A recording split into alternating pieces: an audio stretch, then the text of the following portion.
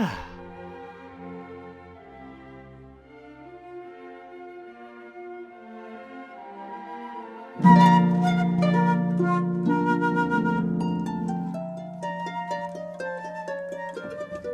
Ah, pas mécontent d'être rentré chez soi. Bon, j'ai pas retrouvé mon ancien fond vert, donc je vous ai ramené ça, j'espère que ça vous plaira. Alors le sujet d'aujourd'hui, je l'ai choisi parce que, un peu comme moi, ça raconte l'histoire de mecs qui se sont retrouvés en territoire hostile avec peu de chances de rentrer chez eux. Vous allez voir, c'est une sacrée aventure. Bref, est-ce que vous le connaissez, lui? Si oui, bravo, sinon il s'agit d'Alexandre III de Macédoine, plus connu sous le nom d'Alexandre le Grand. Alors ce roi macédonien est très connu, vous en entendez parler sur les bancs de l'école, dans les romans, dans les films, ou même dans les peintures. Et il est notamment connu pour ses conquêtes extraordinaires. En résumé, Alexandre était le fils de Philippe II de Macédoine, et il va conquérir un immense empire. Voyons ça sur une carte. Là, on a la Macédoine. Alexandre le Grand va d'abord soumettre le nord du pays, en mettant les Thraces sous domination macédonienne. Il va aussi envahir le sud, à l'exception de Sparte, du royaume d'Épire et de la Crète, qui vont rester neutres. Puis Alexandre va unir les Grecs et les Macédoniens pour former une grande armée et attaquer l'ennemi de toujours des Grecs, les Perses. Donc de 334 avant Jésus-Christ à sa mort en 323 avant Jésus-Christ, Alexandre et ses soldats vont envahir le vaste empire perse de Darius III, le grand roi de la dynastie achéménide. Plutôt impressionnant, un petit royaume montagneux dont tout le monde s'en foutait 50 ans auparavant et quelques cités grecques vont vaincre l'un des plus puissants empires de l'Antiquité. Si ça c'est pas la classe. Enfin, ça c'est la version historique qui est généralement diffusée. Elle est vraie, le problème n'est pas là. En fait, c'est juste pas complet. 60 ans avant la conquête d'Alexandre, une armée de mercenaires grecs va pénétrer au cœur de l'empire perse. Et non seulement ils vont atteindre le cœur de ce vaste empire, mais ils ne seront même pas vaincus par l'armée perse. C'est ce qu'on appelle l'expédition des 10 000. Par contre, rien à voir avec l'expédition des 1000, un épisode de l'unification italienne se déroulant au XIXe siècle. Nous sommes au 5e siècle avant Jésus-Christ dans l'Empire perse. Dans cet empire, sur les côtes de l'Anatolie, on trouve une région qui s'appelle l'Ionie, où il y a plein de cités grecques. Entre 499 et 493 avant notre ère, les cités grecques d'Ionie vont se révolter, ainsi que les régions au nord. Mais, manque de bol, la rébellion sera écrasée par les Perses. Suite à ça, les deux mondes, grecs et perses, sont en conflit. Ce conflit va dégénérer vite en guerre ouverte, ce sont les fameuses guerres médiques. Entre 490 et 479 avant Jésus-Christ, les Perses attaquent la Grèce. Les Grecs, sauf quelques états qui se sont chiés qui sont restés neutres, vont affronter les Perses. Mais j'en parlerai dans une autre vidéo. De manière inattendue, les Grecs vont sortir vainqueurs de ces guerres et repousser les Perses hors de la Grèce. Bon, une fois les guerres finies, les Grecs et les Perses peuvent difficilement se blairer et demeurent rivaux. Un demi-siècle plus tard, la situation a radicalement changé. Le monde grec est déchiré depuis la guerre du Péloponnèse et le monde perse, quant à lui, s'est affaibli. Les grands rois perses comme Darius Ier ou son fils Xerxès qui avait fait trembler la Grèce du temps des guerres médiques ont fait place à des rois qui ont perdu de l'autorité et qui doivent faire face à des conflits de succession. On va voir tout ça sur un petit arbre généalogique. Darius Ier a eu plusieurs fils, dont Xerxès Ier. L'un des enfants de ce Xerxès, c'est Artaxerxès Ier. Ce dernier a eu un fils qui s'appelle Darius II, et oui je sais, c'est pas très original pour les noms. Ce Darius aurait notamment eu deux fils, Artaxerxès II et Cyrus le Jeune. À la mort de Darius II, Artaxerxès II prend le pouvoir et devient le grand roi des Perses. Jusque-là, rien d'anormal. Sauf que ça va vite dégénérer. Cette histoire nous a été rapportée par Xénophon, un philosophe et chef militaire à la fois. Il va nous expliquer pourquoi la situation se dégrade dans l'Empire perse dans son œuvre L'Anabase. Voici ce qu'il a écrit. Darius meurt. Artaxerxès lui succède. Alors Tisapherne, un homme que Cyrus pensait être son ami, accuse Cyrus auprès de son frère de tramer contre lui. Artaxerxès le croit et fait arrêter Cyrus pour le mettre à mort. Leur mère, à force d'instance, fléchit le roi et obtient que Cyrus soit renvoyé dans son gouvernement. Cyrus, tout ému du danger et de l'affront, s'en va et songe au moyen de ne plus dépendre de son frère, mais, s'il peut, de régner à sa place. Vous l'aurez compris, à cause d'une fausse accusation, les deux frères vont se fâcher, et même si Cyrus est réintégré plus tard, il va quand même garder de la rancœur envers son frère. Il va carrément finir par comploter contre lui et veut le renverser. Mais pour ça, il lui faut une armée. Il va donc recruter des mercenaires grecs pour réaliser ses ambitions. Alors là, vous allez me dire, pourquoi recruter des Grecs? Ils sont ennemis, il peut pas faire ça. En fait, la réalité est plus nuancée. Même si les guerres médiques opposaient l'empire perse achéménide aux cités grecques, leurs relations n'étaient pas toujours hostiles. Déjà, il faut savoir que les Grecs n'étaient pas tous unis, et certaines cités étaient plus favorables aux Perses que d'autres. Et puis, à bien des occasions, les Grecs furent accueillis dans l'empire perse. C'est le cas de Thémistocle, un général athénien qui se réfugia à la cour du grand roi Artaxerxès après son ostracisme, son exil si vous préférez, de la cité d'Athènes. Pourtant, c'était ce même général qui avait vaincu les Perses à la bataille de Salamine en 480 avant Jésus-Christ. Comme si en accueillant leurs anciens ennemis, ils allaient récupérer leurs compétences. Non, c'est totalement irréaliste. Donc notre Cyrus le Jeune va aller enrôler des Grecs. D'après l'Anabase de Xénophon, il va notamment recruter des mercenaires grecs dans les cités ioniennes, comme Milet par exemple.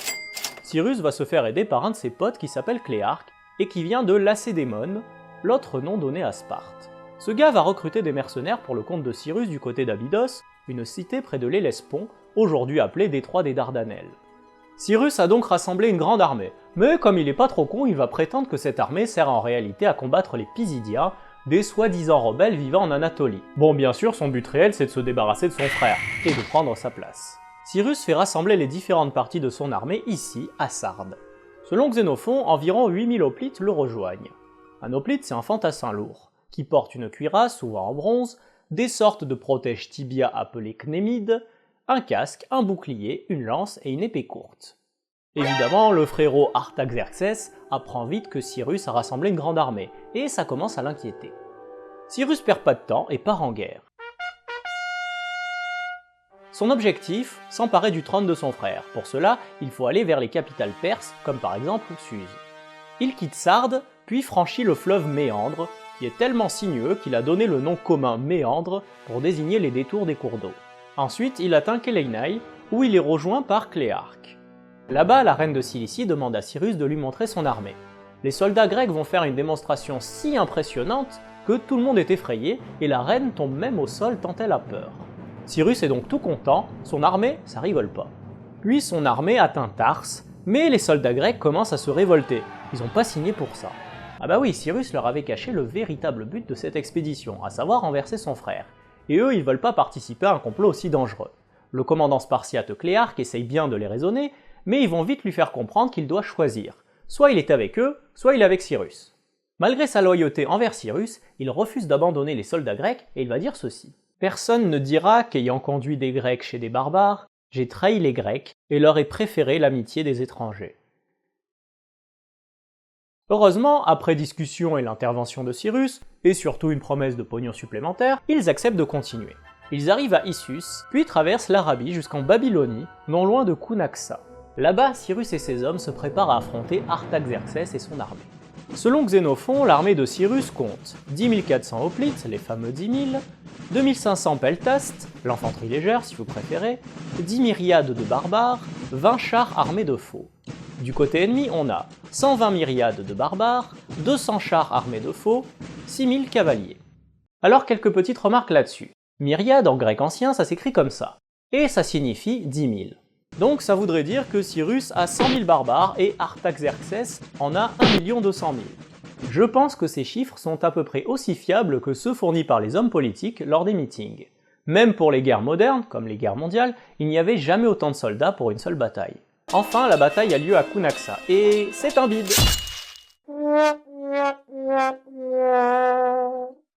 Non, je déconne pas, Cyrus va perdre et il meurt. Point. Alors selon Xénophon, Cyrus est mort, mais les Grecs dominent quand même le champ de bataille. Du coup, le commandant de l'armée perse demande une trêve. Mais c'est pour mieux les trahir juste après. Les Grecs réussissent quand même à s'enfuir. Ils vont prendre de nouveaux chefs pour les commander, notamment Xénophon. Les soldats grecs veulent rentrer chez eux, donc le but du jeu, c'est déjà d'atteindre la mer. Ils arrivent à Larissa, puis franchissent difficilement les monts des Carduques. Difficulté due au harcèlement qu'ils subissent par les attaques des Perses. Les 10 000 arrivent ensuite en Arménie. Là-bas, le gouverneur du coin accepte de les accueillir, mais en fait c'était aussi pour mieux les trahir. Les Grecs réussissent à nouveau à s'enfuir, mais cette fois-ci c'est dans la neige et le froid, et en plus ils ont plus grand chose à manger. Ils traversent alors le pays des Calibes, un peuple très hostile. Mais les Calibes, ça tombe bien, ils sont hostiles envers tout le monde, y compris les Perses. et quand ils comprennent que les Grecs ne vont pas les attaquer et qu'ils sont poursuivis par les Perses, eh bien ils leur proposent leur aide. Bah oui, s'ils peuvent emmerder les Perses au passage, ça les dérange pas. Et pour une fois, les 10 000 ne sont pas tombés sur des traîtres. Grâce à un guide recruté chez les Calibes, ils arrivent au mont Tékes. Xénophon entend alors des grands cris de ses soldats. Il a peur d'une attaque ennemie, mais en réalité ce sont les cris de joie de ses hommes. Thalassa, Thalassa, traduction, mer en vue. Puis il traverse le pays des Macrons. Et non, je ferai pas de commentaire là-dessus. Le peuple des Macrons accepte de les aider et les 10 000 arrivent à Trapézonte. Et ils sont très contents d'y arriver, car ils ont enfin atteint une ville grecque. Là-bas, ils cherchent des bateaux pour partir, mais pas facile de faire embarquer autant de soldats, car il n'y a pas assez de navires. Du coup, seule une partie de l'armée est embarquée, et le reste suit par la terre. Après des affrontements contre des populations hostiles et effrayées, bah oui, une armée de mercenaires, c'est pas des gars qui ont l'intention de rentrer chez eux sans un petit bonus. Donc quand ils tombent sur une ville sans défense, ils ne se privent pas de la piller. Du coup, ça inspire moyennement confiance.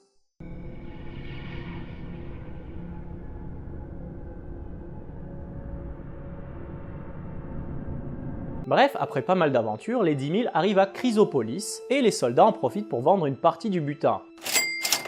Après tout, c'est pas parce qu'on est en danger de mort qu'on doit pas faire du pognon. Là-bas, le contingent spartiate quitte les 10 000 et passe dans le camp perse. Le restant de nos mercenaires atteint Lampsaque, puis Pergame. Les soldats grecs sont donc rentrés en Ionie, ils sont de retour chez eux. L'expédition des 10 000 est terminée. Alors, que conclure à tout ceci? Déjà, cette expédition est un véritable exploit. Les mercenaires grecs étaient sans ressources ni renforts dans un territoire ennemi, et ils ont réussi à survivre et à rentrer chez eux. Selon Xénophon, l'expédition a duré au total 1 an et 3 mois, et ils auraient parcouru près de 6000 km, à pied la plupart du temps. Mais ce sont surtout les conséquences de cette expédition qui sont importantes, et il y en a deux. La première c'est, qu'est-ce qu'on fait de tous ces soldats? Non, parce que c'est bien beau d'accueillir les compatriotes, mais autant de soldats aguerris et armés d'un coup, ça peut vite être dangereux. D'ailleurs, comme je vous l'avais dit, lorsque les 10 000 s'arrêtaient dans une cité, même grecque, ils terrorisaient les populations qui avaient peur d'être victimes de pillage à tout instant. Le retour de cette expédition va donc mettre en lumière un véritable problème dans le monde grec. Que fait-on des mercenaires? Surtout qu'ils sont de plus en plus nombreux. Un penseur grec qui s'appelle Isocrate va proposer une solution 20 ans après l'expédition dans une œuvre qui s'appelle le Panégyrique. Je vous résume vite fait son idée. Les Grecs doivent s'unir et conquérir de nouvelles terres pour y implanter tous ceux jugés indésirables et tous les malheureux de leur société. Un peu comme si la France envahissait la Suisse pour y vider toutes ses prisons et y installer tous ses chômeurs. Ce qui nous amène à la deuxième conséquence, Isocrate propose de conquérir ces terres chez les Perses, un ennemi très puissant. Nos 10 000 ont cependant démontré qu'une armée grecque pouvait survivre et se déplacer dans l'Empire perse pendant plus d'une année, donc les Perses sont loin d'être invulnérables. Près de 80 ans après l'expédition, Alexandre le Grand va le prouver et réaliser l'exploit de la conquête de la Perse. Mais n'oublions pas que c'est d'abord l'expédition des 10 000 qui a ouvert la voie. En tout cas, j'espère que cette vidéo vous a plu et je vous dis... Mais c'est quoi ce bordel ?